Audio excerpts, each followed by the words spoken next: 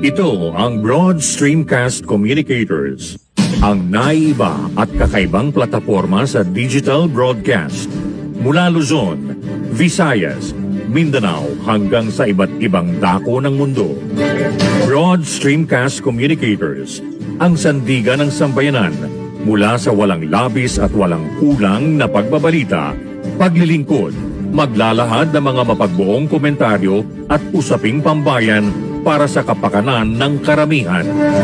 Broad Stream Cast Communicators, tuwirang maglilingkod ngayon hanggang sa susunod na henerasyon.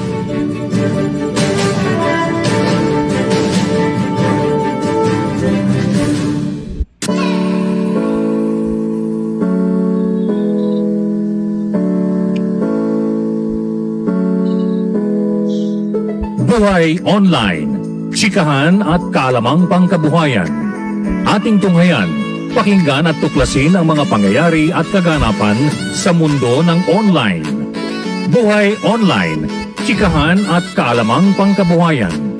Alamin ang pinaka-latest trends mula sa trabaho at kung hanggang saan na ang narating ng teknolohiyang ito.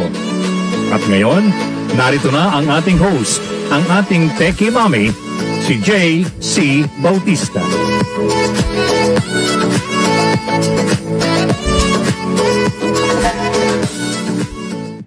Hello, good morning. Happy Tuesday to everyone. Welcome po sa Buhay Online. Thank you for those joining me today. Magandang umaga po. At it's a Tuesday morning. At ngayon, hindi masyadong, it's about 31 degrees dito po sa Pampanga. Pero for the past 2 days, parang may malamig na simoy ng hangin that we were feeling. I think because meron yatang ulan or bagyo to some areas, I think. But, we've been experiencing actually colder weather than some parts of Asia. Like sa Japan po, 36 degrees sila, na sobrang nainitan sila. Hindi sila sanay sa ganung init na tayo, sanay doon, right? So, happy Tuesday, everyone. Excuse me.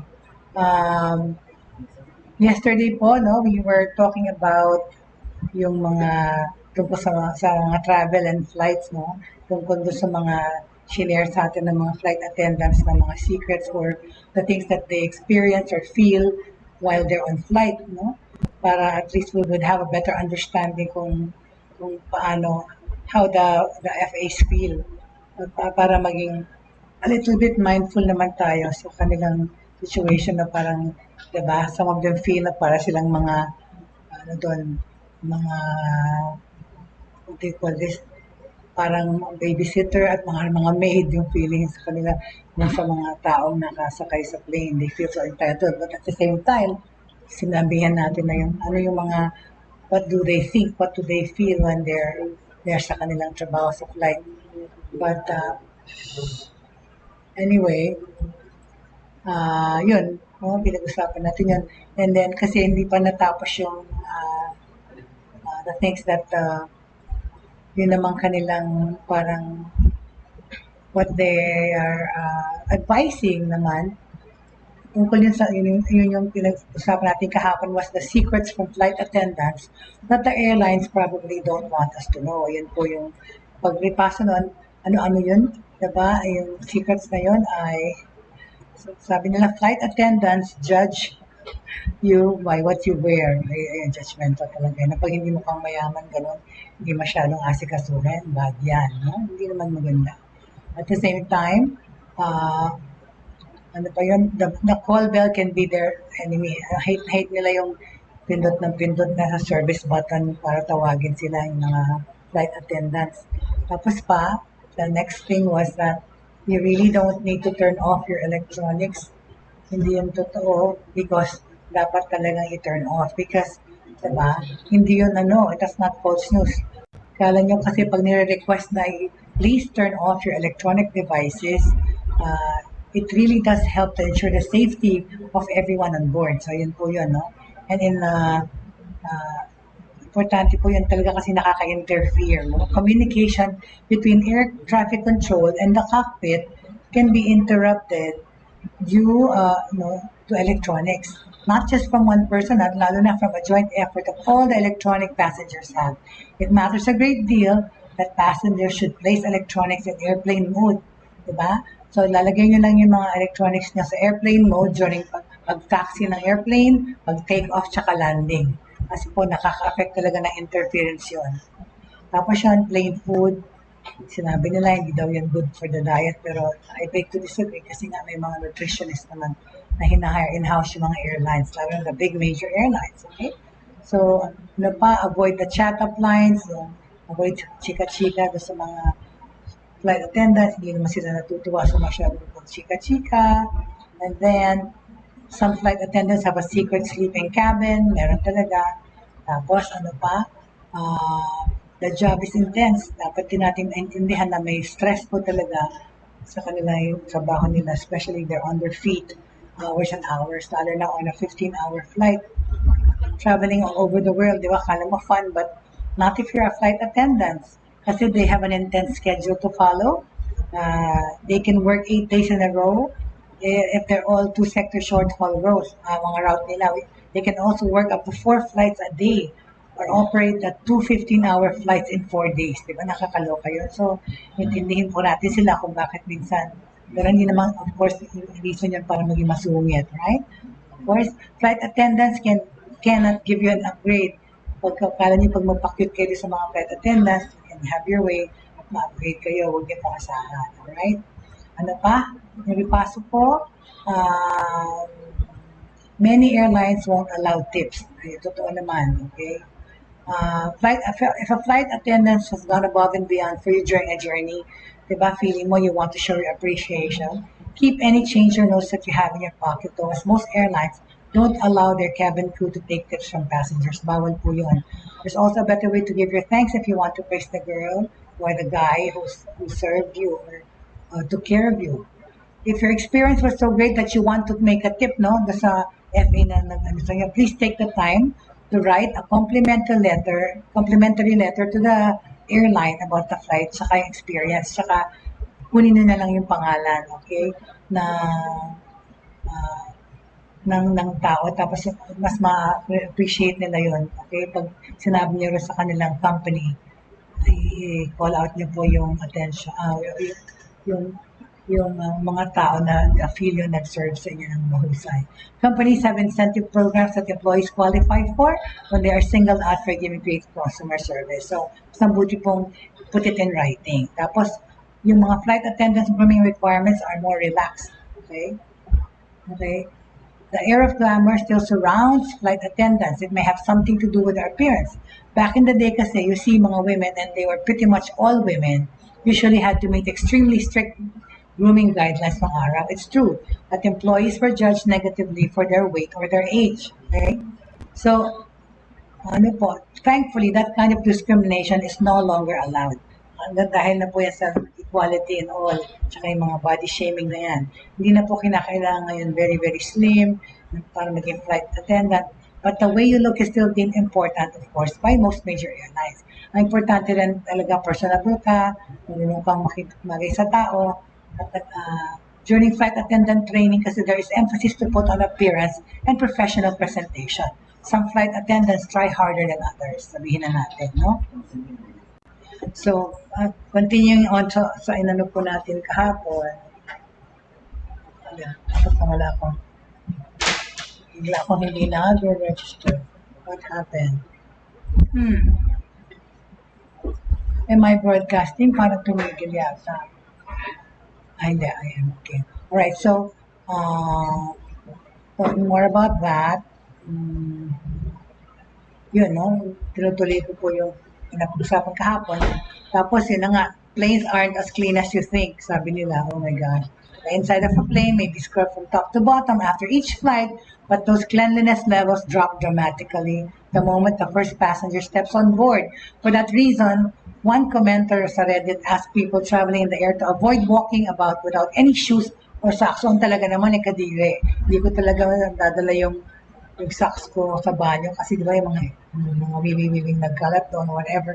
And if you're still not convinced, you should really read or listen to this, no? Pee and poop happens all over. Ugh. Sabi nitong isang flight attendant. I feel like I witness an accident regularly in their seat or in the bathroom. People get nosebleeds or their wounds open. Obviously, when we land, the plane is thoroughly clean, but in flight, our resources are limited. So, huwag na kayo magpaa doon. Okay? Okay? So, not many join the Mile High Club. Ano ibig sabihin nun? Joining the Mile High Club may be a fantasy para sa mga iba, but it's one that very few fulfill according to flight attendants. For one, cramped, tiny bathrooms make such an act extremely uncomfortable. And apparently, it's easy to spot the signs when an amorous couple went to act on their instincts. Ayun po yung mga nagkukulong sa banyo, yung mga isipin gumawa ng mga kalukuhan doon. Well, okay.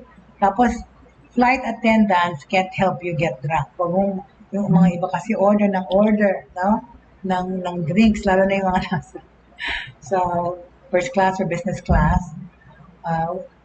Ang sabi, meron silang rule. We were told 1 in the air for 2 on the ground. That's the rule about serving alcohol that members of cabin crew often go by on a flight. Pero hindi naman talaga nasusunod yung 1 on the air. Nakikita ko na yung mga pasahero. Yung nga, isang buong maliit na bottle ng wine, bibigay na, or ng alak, tsaka order pa rin ang order. Yes, while you may be able to sink half a dozen beers before getting tips at home, that number is likely to reduce by half when you're up in the air. Okay? So, and the flight attendant serving you alcohol would actually be breaking the law kung nalasing kayo sa pag-order kayo ng order. Okay? A commentary revealed, it is illegal to be intoxicated on a plane. Diba? Isipin nyo, it is illegal for us to get you drunk, sabi ng airline. So, if we cut you off, huwag na kayo magalit pagka inawat kayo ng FA. We may serve you later if you're nice. Sabi nila. Okay? So, yun na nga yung flight attendants don't care where they're flying over. Okay? Okay? And diba, wala silang care because sanay na sila magbiyahe. Yan ang kanilang feeling. You can't even find out the altitude at which the plane is traveling, the temperature on board, and your estimated time of arrival. But if these details aren't available, whatever you do, don't ask a flight attendant dahil hindi rin niya alam. Okay? Kailangan yung pilot na nag-a-announce na. Okay?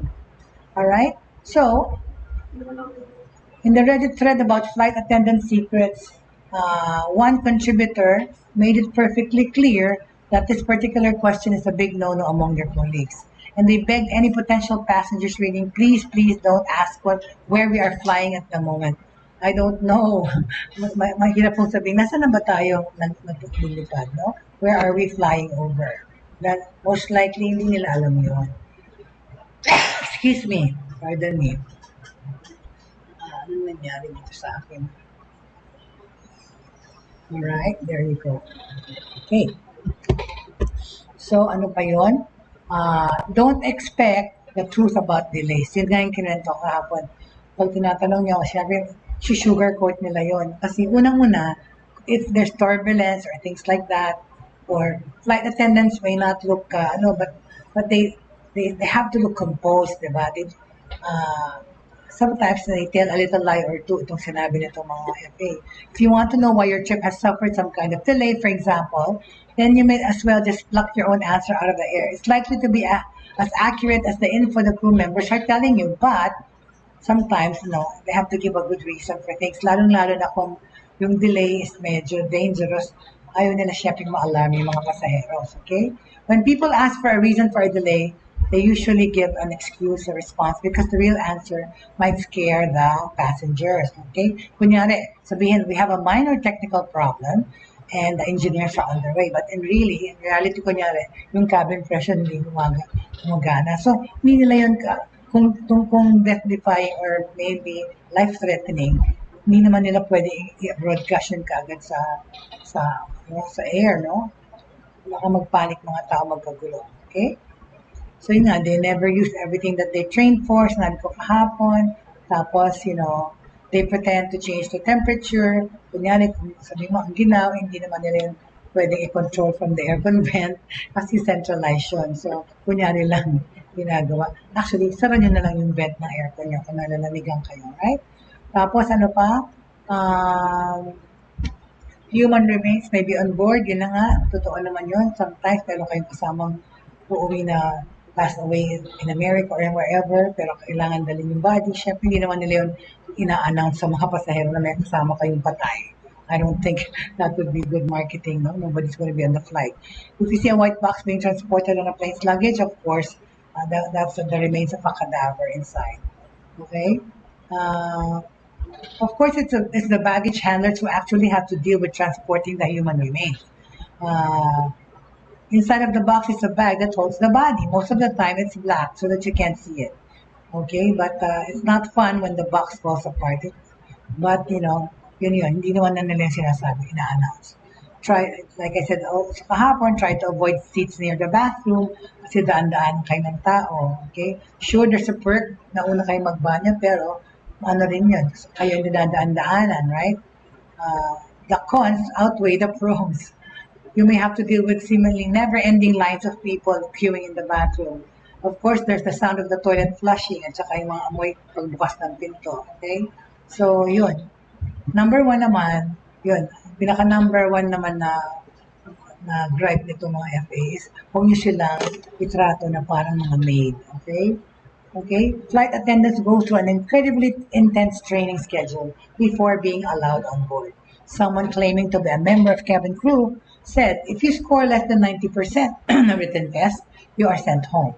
Okay? Yung 5 weeks daw niya ng training as an FA was more difficult than the 4 years that she spent in university, getting a college degree. Okay? So, now that we've heard what flight attendants think of their jobs, let's be more mindful now. Ngayon naman, okay, let's talk, sabi ko, itutuloy ko po yung segment ko sa travel, no, today. Pero, mag-ano mo muna tayo po kung ano ang what's happening, of course, in our home front here in the Philippines, right? As far as technology is concerned and living in this technology, how it affects our lives, the politics, the COVID, ano bang nangyayari? Hold on, please. Not done.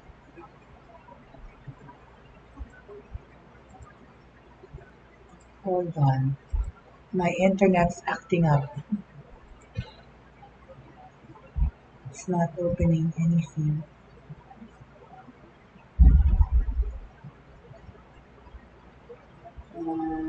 Okay.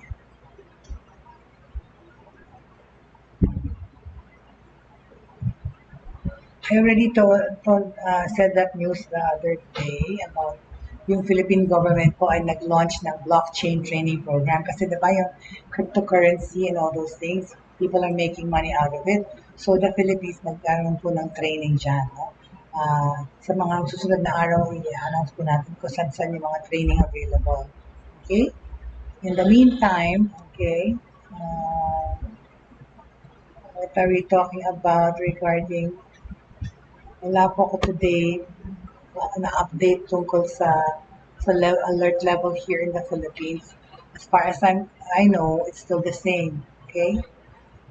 But one good thing po na itong pandemic situation po ay nabigay dito sa atin, nauso po yung mga free rides, right? After the election, napapansin nyo, there's mga free rides. Free rides on EDSA po. Ito sa EDSA po, extended till July 31st. That's a good thing, no? Free rides on public transportation at the EDSA busway carousel will continue until July 31. Although the LTO, or the Land Transportation Franchising and Regulatory Board, LTFRB, Libreng Sakay Program, dapat supposedly ay nag-expire noong June 30. Pero ito po sa Metro Manila to, they want to extend the program. LTFRB Executive Director Tina Casion said in an interview on ABS-CBN News Channel. But of course, they said they will need some supplemental budget. Siyempre naman, diba? Magbigay ka ng libreng sakay sa Metro Manila, kailangan nila ng budget. Okay? Casion said about 80% of the allocated funds for the program had already been spent.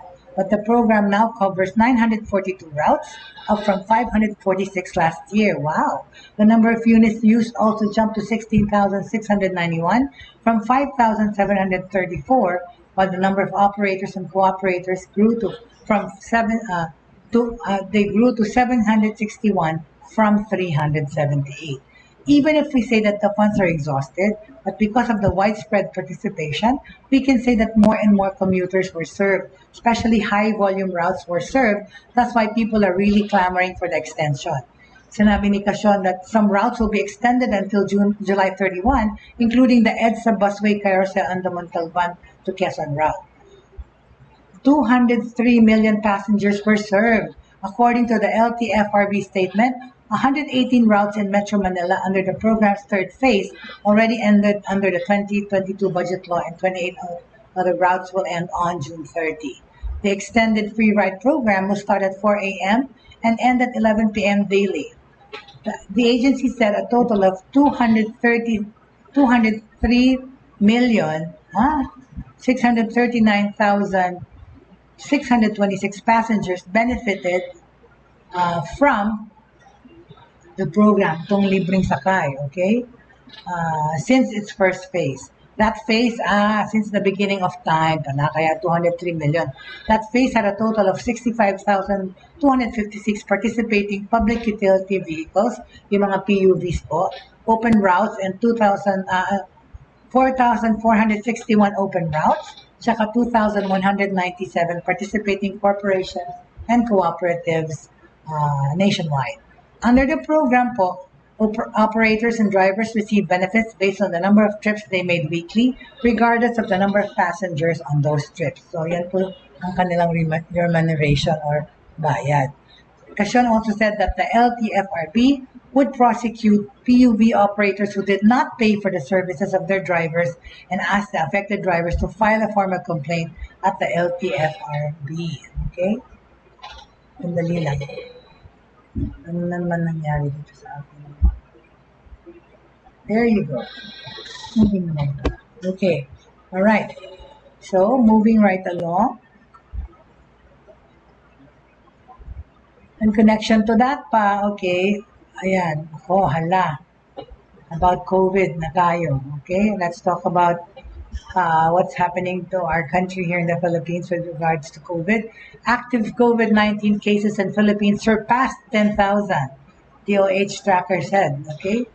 Active COVID-19 cases stood at 10,094 on Monday after the Department of Health, or DOH, reported an additional 1,188 cases of COVID-19 through its coronavirus tracker. The fresh infections also drove the country's total COVID-19 caseload to 3,379,386, including 3,638,690 recoveries and 60,602 deaths. Okay, Monday's new coronavirus cases are higher than the average daily infections logged during the past week, June 27 to July 3, which was at 1,057, although lower than the recorded 1,323 new cases last Sunday, July 3. The DOH data also showed that yung Metro Manila continues to register the highest number of new infections among the country's regions in the last 2 weeks. Ayan, pag di kayo mag-behave, Metro Manila, ma-alert level 2 na naman kayo or higher. Sige. In the last 2 weeks with 5,783 cases, o yan na nga. It is trailed by Calabarzon. Bakit talagang ganun, no? Kasi yung Calabarzon, dyan yung mga Tagaytay, Batangas, dyan yung mga nagbe-beach, out of town with 2,263 cases, and the Western Visayas with 1,014. Yun yung Cebu area. Quezon City, meanwhile, topped the list of cities, the most reported cases at 1,249, followed by Manila with 810 and Makati with 774. Okay, so Quezon City ang mas marami. The DOH's COVID-19 tracker has also indicated that only 13,323 people have been tested for COVID-19 on July 3. Okay? Alright.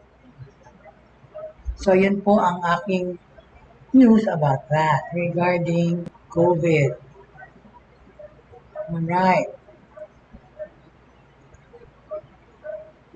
With regards to gasoline naman, let's see what good or bad news we have.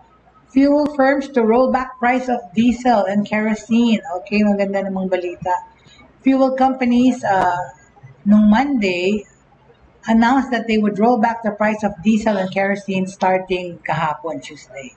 Today pala Tuesday. Sorry, yesterday. Ano ba yan? They announced it yesterday, Monday, that today it's going to start, that they will roll back the price of diesel and kerosene today. In separate advisories, Clean Fuel, Sea Oil, Petrogas, Petron, and Caltex all said that they would decrease the price of diesel by 3 pesos per liter. Oh, very good, no? Petron, Caltex, and Sea Oil also announced that they would cut the price of kerosene by 3.40 per liter. Okay, good job, right? The rollback in prices will be effective starting 6 a.m. tomorrow, July 6, on Tuesday for Petron, Sea Oil, and Petrogas, while Caltex will implement the decrease in prices as early as 12:01 a.m. of the same day. Okay? Kasi ano tayo ngayon? July 5. So bukas yun. Clean Fuel, on the other hand, said the rollback in fuel prices will be effective today, kanina, 8:01 a.m. Ang Clean Fuel ay nagbaba na ng gasoline tsaka kerosene. Diesel tsaka kerosene, sorry. Okay? Meanwhile, no price movements were announced for the gasoline grades. According to Petron, the fuel price adjustments reflect movements in the international market. The rollback comes after weeks of consecutive fuel price hikes. So magandang balita naman na yun ay bumaba. Okay? Very good. So, another on the tungkol naman, okay, let me just for those cosplayers, no? Anak ko kasali dyan. ToyCon 2022 is powered by Smart Signature. Okay, Smart Signature, the postpaid brand of mobile services provider Smart Communications, is powering the much anticipated return of ToyCon at the SM Mega Trade Halls from July 8 to 10. Ayan, siguradong yung anak ko mag-attend niyan, ToyCon. July 8 to 10 with exclusive perks for subscribers. Known as the biggest gathering of toy collectors and aficionados in the country, ToyCon 2022 is a mega celebration of pop culture with a grand showcase of toys, games, movies, cosplay, anime, and collectibles raised by top toy creators, artists, designers, studios, and celebrities. Okay, so get a chance to take home some toys and gadgets there, tsaka mga those memorabilia, collectibles. All right. As one of the highlights of the ToyCon 22, Smart Signature Ambassador and world-renowned Filipino artist and toy designer Quix is set to launch a new line of his trademark TEQ 63 toys in the beloved Voltas 5 style, done in partnership with TOEI Company Limited. So, pakita lang natin. Alright, sandali lang. I'm just gonna show you what I'm talking about. Here you go. ToyCon. Hold on a second.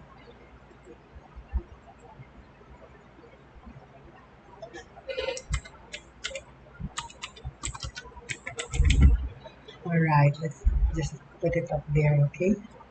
So that you know what I'm talking about. Tapos na yun. Let me just get that the toy, the game.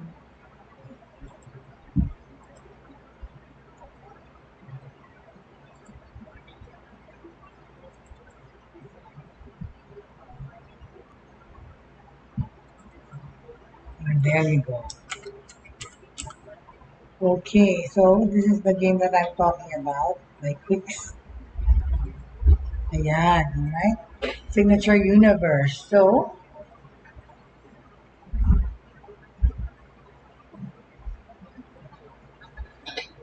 bakit nag-lag yung aking video?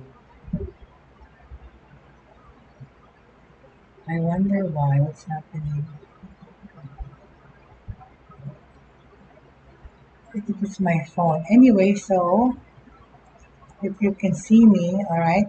One of the highlights of the ToyCon 2022 Smart Signature Ambassador and world-renowned Filipino artist and toy designer Quicks, or QUICCS, is set to launch a new line of his trademark TEQ 63 toys in the beloved Voltus 5 style. Ayan po, oh.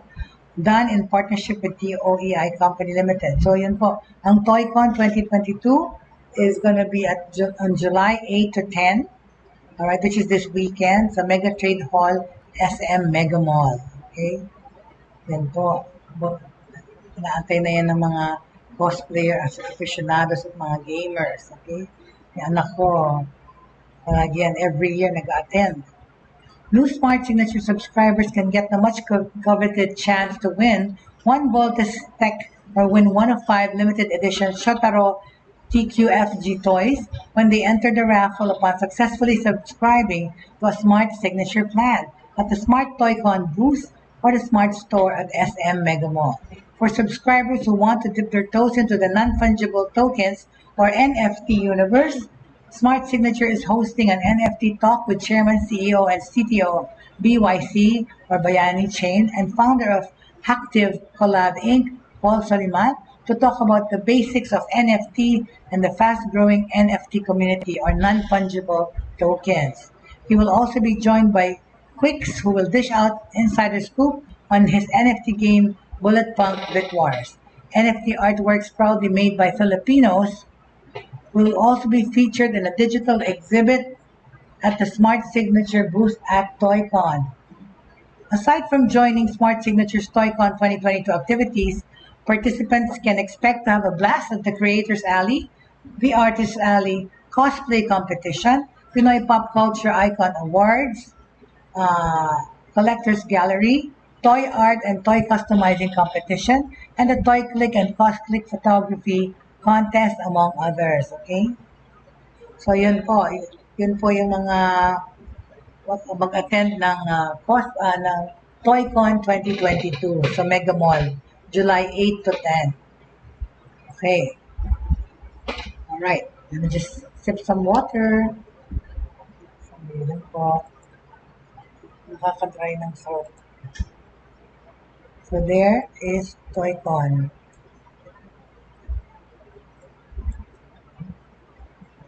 July 8. Okay.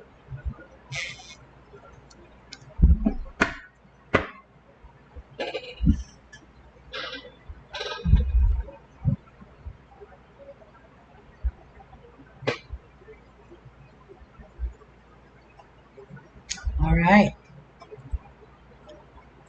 Okay, so going back to what I was saying, no? Oh, yan naman. Okay. Patuloy ko daw yung tungkol sa travel tips ko. Okay. I was just talking about current events muna kasi, no? Kasi nauna kong tinuloy doon sa aking travel tips. And hindi pa natin una sinabi. Of course, what we always do, we check the COVID situation in our country and then we highlight whatever technological breakthroughs we have in the Philippines bago yung sa ibang tao, sa ibang bansa. Alright, so, okay, we'll go back to continue what I was saying regarding traveling, okay? Sinabi na natin yung mga secrets that flight attendants are thinking, no? Anyway, so umpisahan natin ngayon about traveling. Traveling tips, okay, let's do it. Sandali lang, bakit na nalipat lang ako? Alright, okay, so now we talk about travel tips. Wait a minute po. My pages are... Alright. So, if you need to iron your clothes in a pinch, okay, flight attendants hurry from flight to flight, which means they don't always have to freshen up as they would in normal circumstances. So, one stewardess with 3 decades of experience revealed niya that you can use your flat iron to touch up your clothes when you're in a rush and there's no time for the ironing board, okay? Paano raw? Magandang balita na rin para sa atin. Ito yung mga travel tips ng mga FA. Paano nyo, ano yung gusto? Lay it all out first, okay? Lagay nyo lahat. Planning is the key to smart packing. Ito, sa mga magsa-travel, ito ang mga tips nila. Okay? Alright? Planning is the key to smart packing at least. Okay? Ang gagawin niyo sa mga damit niyo, lay it out before you pack it. Okay? You may find that you'll be able to wear a pair of pants with 2 different tops. And with a little bit of smart thinking, you can easily pack what you need into a small suitcase. Okay? Layer your airplane mo. Ano ibig sabihin ng layering? Don't squeeze everything into your carry-on. Diba? Iba kasi sinasaksak na lahat sa overnight bag or sa carry-on luggage niya. You never know how warm or cold the airplane cabin will be pag nasa air na kayo, okay? Typically kasi, it becomes pretty chilly pag nakaakyat na yung airplane kasi nilalakas nila yung aircon, right? So, flight attendants suggest putting on a jacket or sweater or ilagay nyo sa inyong overnight bag yung sweater para pag lumamig na suotin nyo, okay? Of course, you can always ask, there's always blankets in the airplane. Kaya lang, minsan hindi kaya yung blanket ng nipis, so mabuting magbabaon na kayo ng sweater. Ganyan naman po pag nagbiyahe kasi malamig sa loob ng airplane. So flight attendants suggest putting on a jacket or sweater to keep yourself comfortable during the flight. And as a bonus, you'll free up space in your bag when you layer. Diba? Tapos ano sunod? Wipe down the air vent, yung air conditioning vent. Okay? Ano ibig sabihin? By now, you probably heard that you should use sanitizing wipes to clean your tray table. Tama. Dapat may wet wipes kayong dala pag biyahe. Kasi, lalo na ngayon, pandemya, kailangan linisin nyo yung mga tabletop ng airplane. At the same time, yung aircon vent, yun pala rin. Okay, you should sanitize by using wet wipes to clean your tray table, yung armrest, and all other hard surfaces for any lingering germs. But flight attendants also recommend that you wipe down pati yung air vent dahil doon dumadaan yung virus.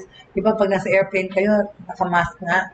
Pero syempre, bababa niyo yung mask na pagkakain kayo. So, pati yung air vent niyo ay linisin niyo muna bago niyo itapat sa inyo. Okay? And angle it sa body niyo, wag sa mukha niyo. So that the airborne viruses will not go to your mouth and nose. Diba? Makes sense. Okay? Tapos ito, like ko namang ginagawa to when I travel, pack your own snacks talaga.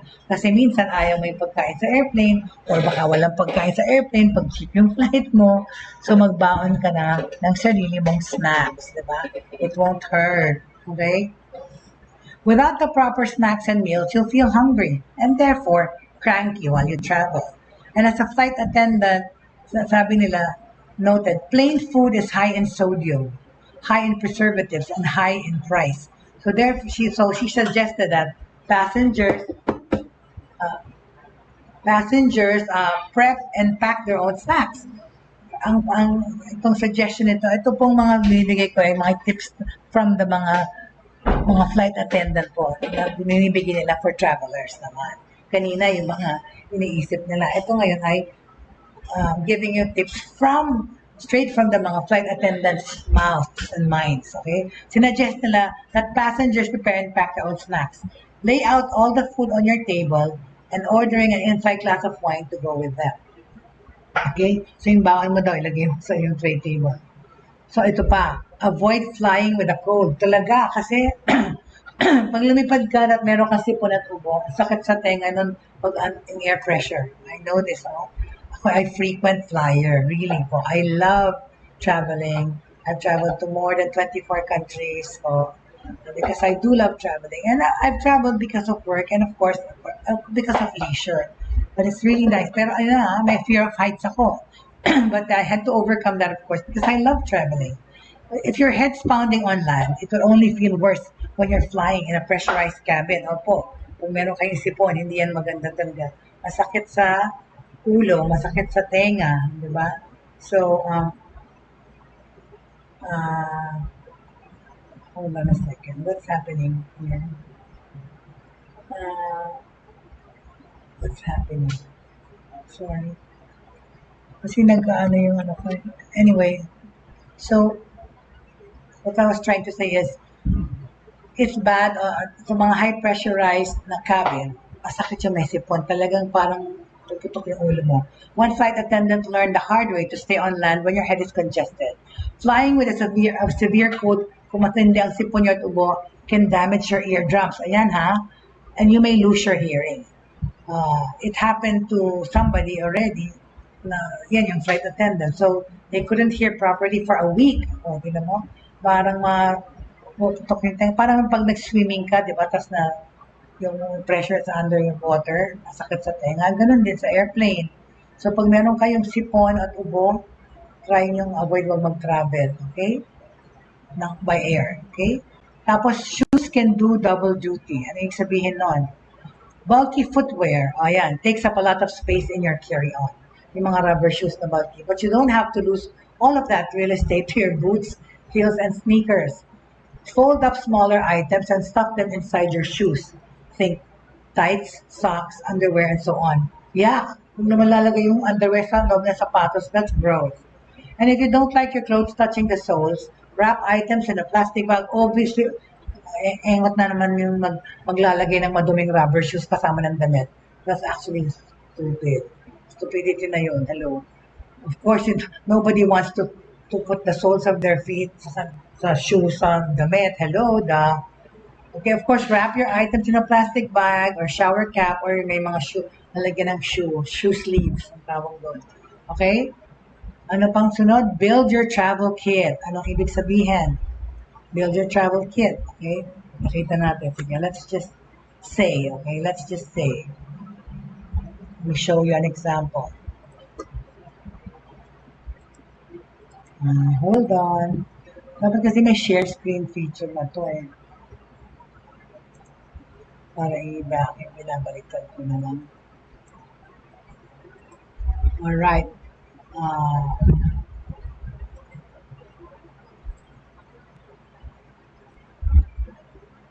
Okay.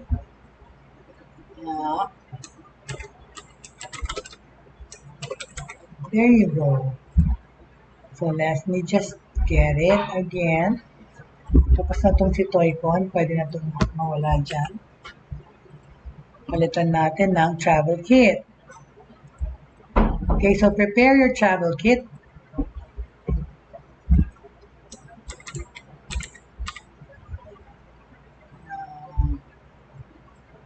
Ano bang sinawag ko doon?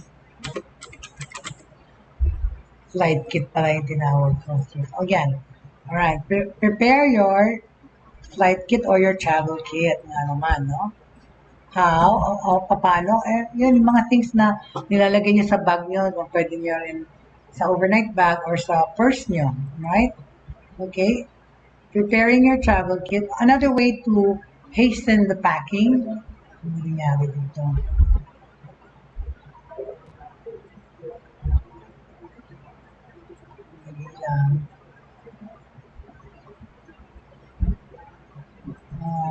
Another way to para mapabilis po yung pack and go process is to have a designated airplane travel kit ready. Ano yun?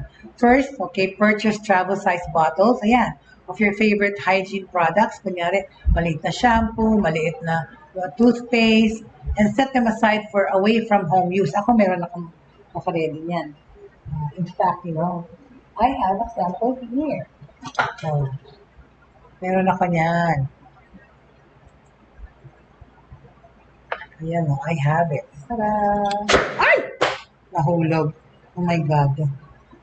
Sorry. But yan, I have my personal travel kit. Okay, nakahanda na rin yan. Okay? I do have it. Yeah. Yan. Here's my personal travel kit I have. But nakahanda na yan. Nandiyan yung maliit na shampoo, maliit na what do you call this? And lotion, alright? All those things. Yeah, so get the small size of your favorite hygiene products and set them aside for far away home use. Then stow a charging cable. Ako meron din yan. Charging cable, rechargeable battery pack in your carry-on so that you're always connected. So yun po. Ihanda nyo lahat yun, no? Pag biyahe nyo. Then, Pati yung charger, meron kayo iba yung pang-travel niya, ihanda niya na yun. So that you're always connected. A large travel scarf that doubles as a makeshift blanket is also a smart addition to the kit. Yun nga, kung kulang yung kumot sa inyo, magdala kayo ng malaking scarf, pwede mong itakip sa taas ng body mo. Okay? Ano pang sunod na kailangan nyo pag nagbiyahe? Pass on airport currency exchanges. Ano yung sabihin? It's convenient to swap your home currency as soon as you land. Diba? But it's typically not the most cost-effective way. Kung doon lang kayo magpapapalit sa airport, isipin nyo yun talaga. Mahal ang palit ng mga money changer doon sa mga airport na yan. So, dapat kung makakapagpapalit na kayo doon sa country nyo, lalo na US dollars, saka doon yan na gawin. Okay? Kasi pag doon pa lang kayo bibili ng US dollars sa ibang country, ay mahal. So, the most cost-effective way to get cash into another country is to typically prepare it already before you go. Flight attendants suggest that you instead order na kayo ng foreign notes from your bank prior to your trip. Kunyari, punta kayo sa Europe, order na kayo ng euro, ng pounds, or get them from a local bank once you arrive. Totoo. Yun yung ginawa namin sa Hong Kong kasi may mga bangko doon sa downtown. Pwede ka pumasok sa bank at mag-transact. Madali lang. Pero hindi lahat ng countries na pupuntahan mo, syempre may ganun na bangko. So it's better to already prepare the currency of the country that you're going to go to before you go. Okay? And don't forget that most places will accept your credit card anyway. So kung credit card. Diba? Kasi a lot of places like sa China, hindi na nagagamit ng cash. Pero pwedeng credit card or swipe na lang. But always also bring cash too. Okay? Ayan pa. Mas masarap mag-upo sa likod. Kaya, sit at the back for bonuses. Bakit? Bakit masarap umupo sa likod? Flight attendants don't like carrying extras like drinks, earplugs, blankets, and so forth. Huh? Oh. From the back of the cabin to the front. If they do, other passengers will see and request the same, okay? And then cabin staff tend to run out of such specialty items. If you're sitting in the back though, it's much easier to slip in that second mini bottle of wine. Sinabi ng flight attendant, kung sa likod ka nakaupo, mas pwede kang humingi ng mga provision na extra, no?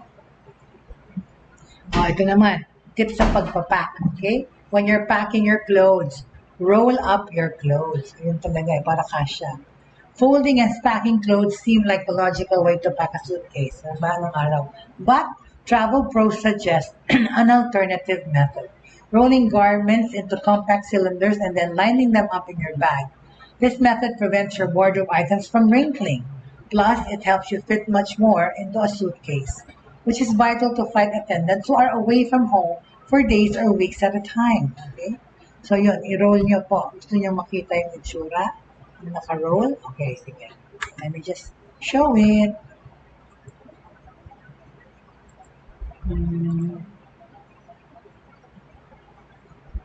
Ayan. So,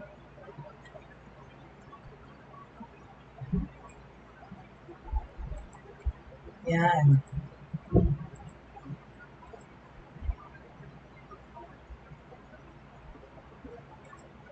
Yan lang papalit natin. Okay. O, diba? O, there. Bigla naging roll your clothes. There you go. Roll your clothes.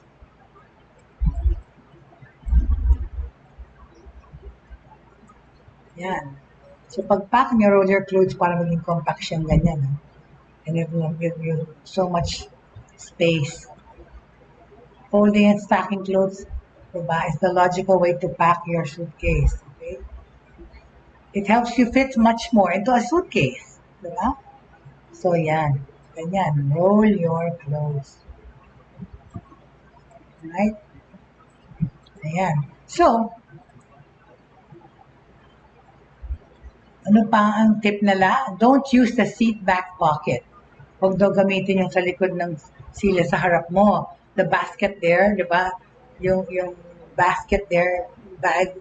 Ito yung chair na nasa harap mo, di ba? Lahat ng Celia, merong parang basket sa likod where the magazines are. Sabi ng mga FA, don't use the seat back pocket. Eh bakit? Eh para doon nga yun. The seat back pocket is certainly in a convenient location. But that doesn't mean you should use it to store your personal items. Well, pero naiintindihan ko rin kasi yan ang way na naiiwan mo yung certain things eh. Like, ako ano ba yung naiwan ko? Cellphone. Hindi naman, yung sa akin naman nalaglag yung cellphone ko, naiwan sa Celia. Buti na lang nakuha ko pa talaga because that time there was a connecting flight, di pa umaalis. Thank God. Nung malaman ko na wala sa akin yung phone, nandoon pa yung plane, hindi pa umaalis, nililinis pa. Thank you, Lord. But kasi, tsaka yun, ako, pag meron akong tablet na dala, nilalagay ko dun sa sa pocket or yung. But that doesn't mean you should store your personal items na. Even if you think you'll remember what you put there, yun na nga yun. Flight attendants have found that you probably won't. So place electronics, books, and IDs into your bag to save yourself the heartache of leaving them behind. Yun lalo na, huwag mong iwan doon. Yung passport mo, yun ang huwag na wag. Okay? Number 28 on the list of suggestions or tips ng mga FA, be polite from start to finish. Totoo naman. Bakit hindi, di ba? Obviously, flight attendants would suggest you to be nice to them, of course. But they also recommend that you treat all airline staff with respect. Like they all have to treat all the passengers with respect. This works particularly well, okay, with the check-in and gate agents. Yun nasa land, the ground stewardesses and stewards. This works particularly well with them as they could give you a free upgrade or find you a faster flight connection just because you're positive and polite. Pero anong gagawin mo kung sila yung masungit, di ba, sa check-in? Pero talaga, huwag kang magsungit. Diba? Avoid a bulkhead seat. Anong ibig sabihin? The front row of seats, also known as the bulkhead, has two major disadvantages. Because there aren't chairs in front of you, you have to store all your personal items in the compartment above, which can be annoying. Secondly, parents with babies typically sit in this row since it's the only place to safely set up a bassinet on a plane. In other words, you'll be more likely to hear crying there. Pero pag PWD ka, like ako yung Nico, talagang nagba-bulkhead seat ako because una na, mahirap akong tumayo, mahirap magpunta ng banyo, tsaka I have to stretch my legs because nga may opera, right? So, and even if nung pilay pa ako yung isang leg ko, ganyan na talaga, may PWD status. So keep your footwear on. Ayun pa, kung mga alisin niya, hindi ko inaalis, my God. Nadidira ako maglakad-lakad dun sa plane. So keep your footwear on. While you're in your seat, you should feel free to take off your footwear and get comfy. When it's time to go to the bathroom though, always slip your kicks back on. Talaga naman, kasi kadiri, kita mo nga, diba minsan ang panghipa doon sa banyo, pagpas mo, tsaka basa-basa yung floor. Imagine mo na lang, tapos tataas mo yung paa mo sa seat mo. Flight attendant say, wear your shoes when you visit the lavatory. That isn't water on the floor. That's so gross. Ew. Anyway, rely on hotel laundry facilities. On a long-haul trip, okay, you can still pack light so long as the hotel has laundry facilities. Call ahead to see if there's an on-site washer and dryer that you can use. And should you receive the green light, pop some dryer sheets and detergent pods into your carry-on, and you no longer need to bring as many clothes, right? Okay? Ayoko nga, Diyos ko, never ko yung ginawa, naglaba ako sa trip. Hindi na bali.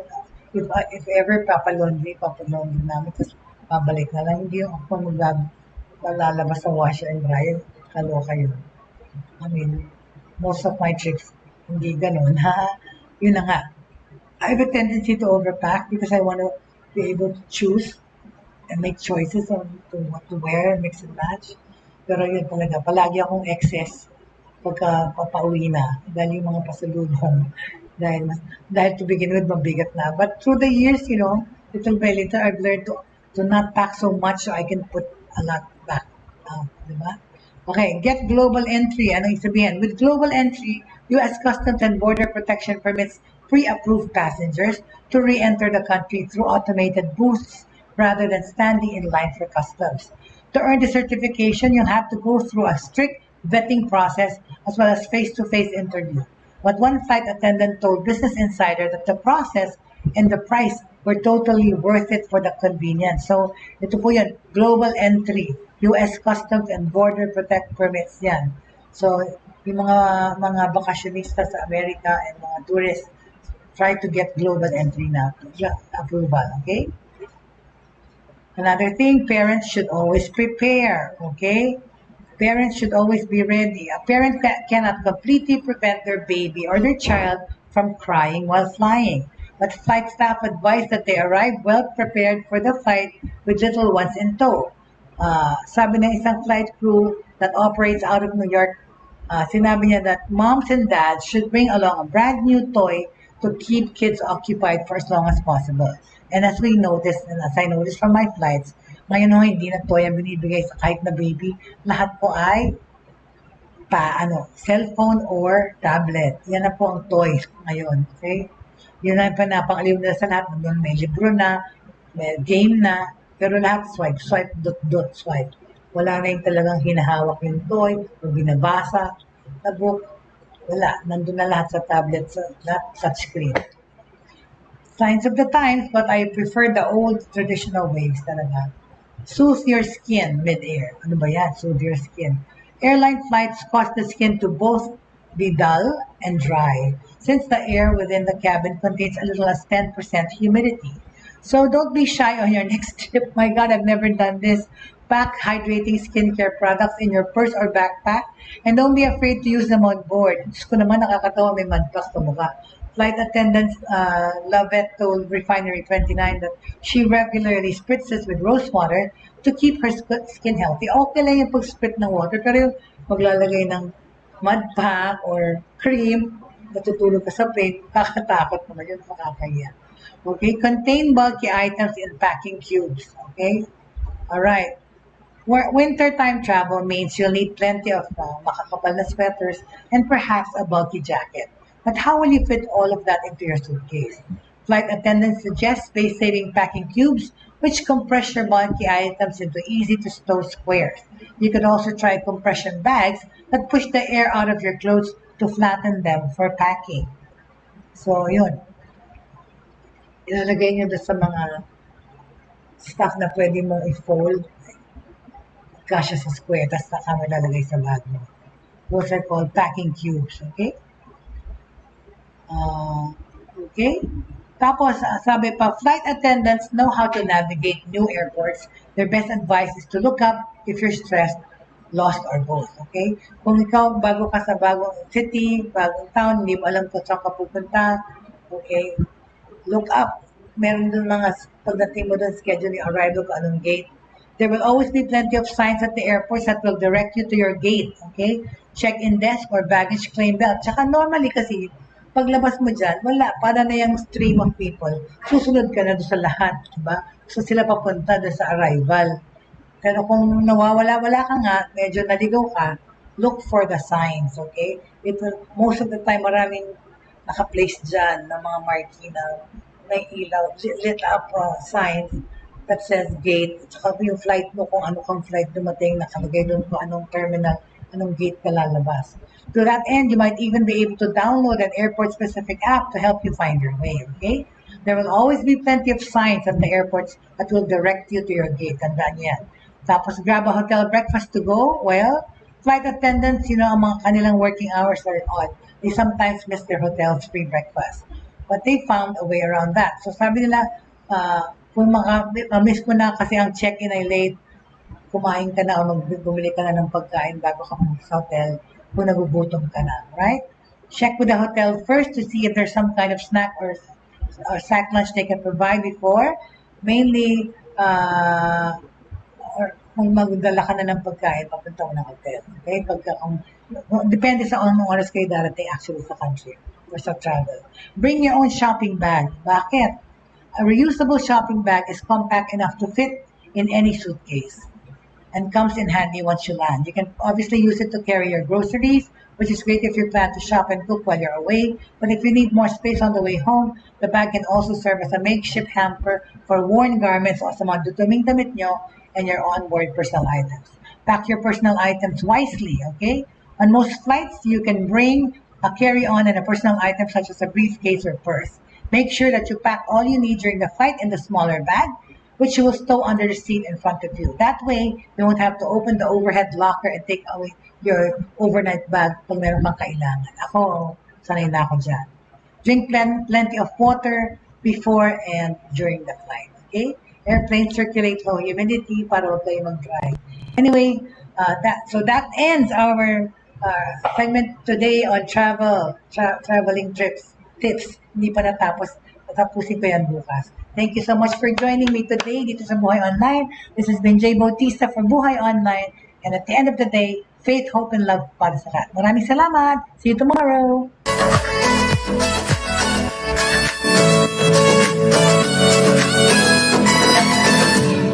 Inyong natunghayan at napakinggan ang mga makabagong pamamaraan sa mundo ng online sa pamamagitan pa rin ng Broad Stream Cast Communicators.